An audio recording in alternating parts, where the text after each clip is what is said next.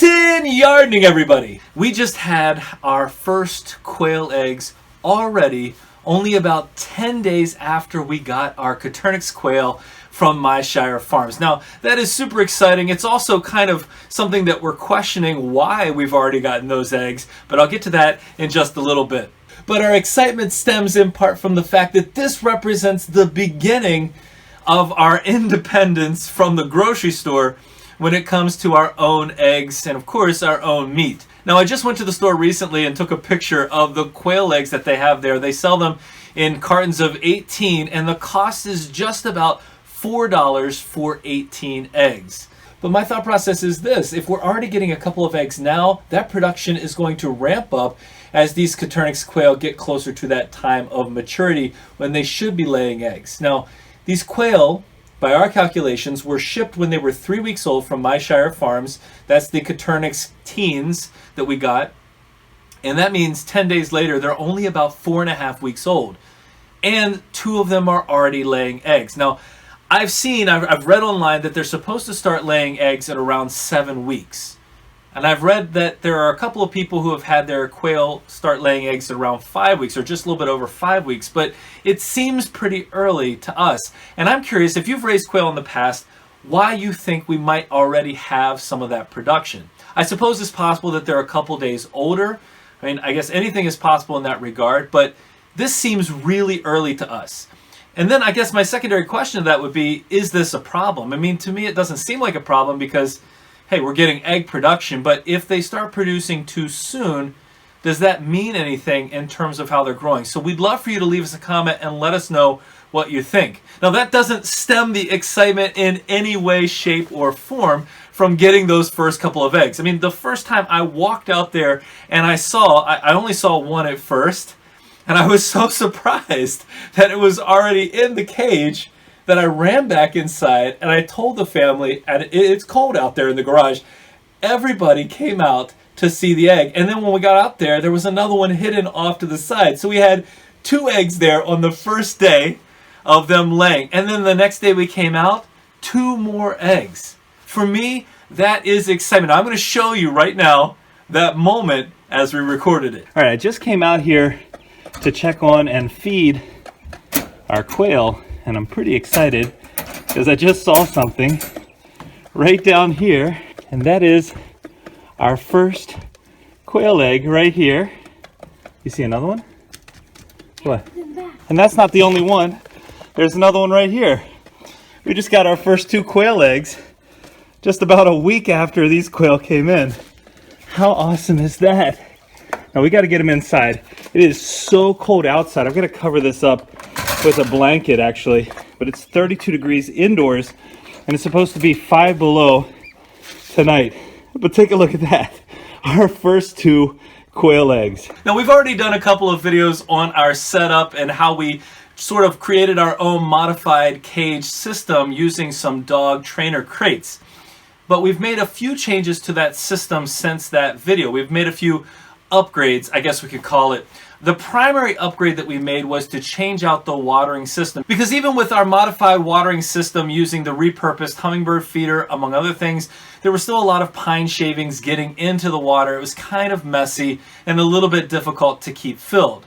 And so we invested in some of the quail cups, the quail watering cups. But let me quickly show you how the watering system works. One of the challenges that we're having so far is keeping the water thawed out. And you can see we've actually, this is the one change I would say we've made since our last video. We invested in these little cups here, which are pretty traditional when it comes to how the quails can drink. They like this style. What they do is they come up and they use, let's see if I can do this without getting pecked. They use their beaks to push against this yellow piece. And as they move that, the water flows into the cup. And you can see it's flowing in right now. So we've got plenty of water for them, but the challenge is, again, this is a small area, and when it gets to be 23 or 24 degrees in here, well, it freezes up pretty easily.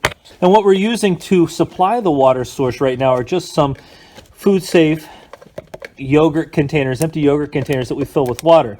And we had hoped with this much water, which is 32 ounces of water in here, that this wouldn't freeze up so much, but you can see it's still freezing up now. The water inside is is still pretty good, but it's very cold, and so this freezes up a little bit easily. So this is one area we have to solve. We have to keep it warm enough in here to keep the water flowing. So that's a piece we're working on still. So naturally, in order to fix this problem, we have to find a way to warm up the cups, and we also have to find a way to warm up that container to keep the water from freezing there. And that is a pretty big challenge. We had thought about some form of insulation, but you know, that's easier said than done. We have one light out there which is keeping the temperature a few degrees warmer than it necessarily would be with the light off, but we are trying our best to figure out what alternative we can put in place to keep things warmer. So this is where your suggestions will again be handy. Remember, it's not a heated garage. The quail themselves are just fine. We just have to find a way to get that water to not freeze. So leave us a comment, leave us a suggestion if you would, and let us know what you think. I mean, clearly the setup is more effective and better than it was before. It's certainly not perfect, but it is better, and it's something that we're noticing they're having no problem at all when the temperatures are warm enough getting in there and accessing the water. They're just fine with that piece. It's now just a matter of keeping things from freezing. Additionally, now all of our cages have the flax container, that food safe container with 3 holes drilled in it for the quail to get in there and eat their feed, and they don't seem to be having any problem with that at all either. Now, we separated these quail in the first place for a couple of reasons. One, because they needed more room, and 2, because they were fighting quite a bit. You know, we still haven't sexed them yet, so getting to know which ones are male and female, we have a pretty good idea. We're going to do a video on that in the near future. But that being said, we want to get that 4-to-1 or 5-to-1 ratio as well of the females to male to make sure that we're getting the proper amount of breeding and they're not overly attacking the females, which could cause other kinds of injuries and problems. So we've had to separate them out to keep them from fighting and to give them more space. Now, our Wynola Ranch cage is supposed to come in the next couple of days, so that's of course going to add a little bit more space to our setup. It's going to be a pretty different type of setup as well, because this will be a cage specifically meant for quail. But all that being said, now we're thinking about, well, as we're getting started with this egg production and the excitement around that expands, you know, once these quail get to 7 weeks plus, we should be seeing consistent egg laying from all of our females. As that starts to happen, we start thinking bigger and bigger. And I know we're just getting started, but that excitement of producing, of moving towards self-sufficiency in another area that goes beyond just our vegetables and fruits.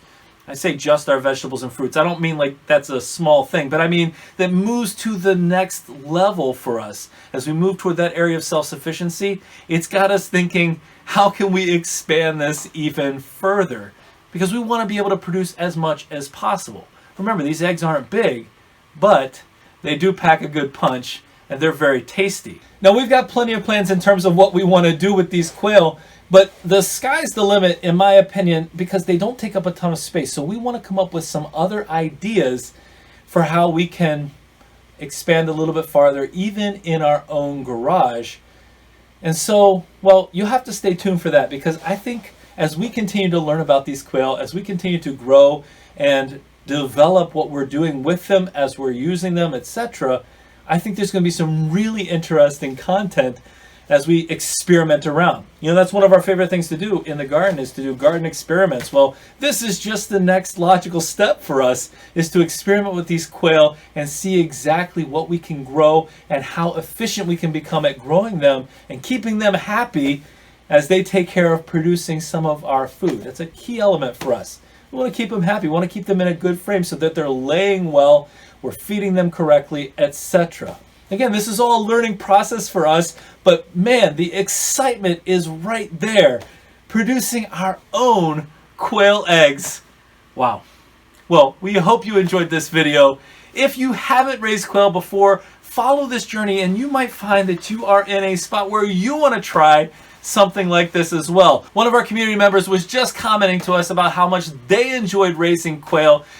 I believe the direct quotation was, "They're so much fun to raise." Well, so far, we have not been disappointed.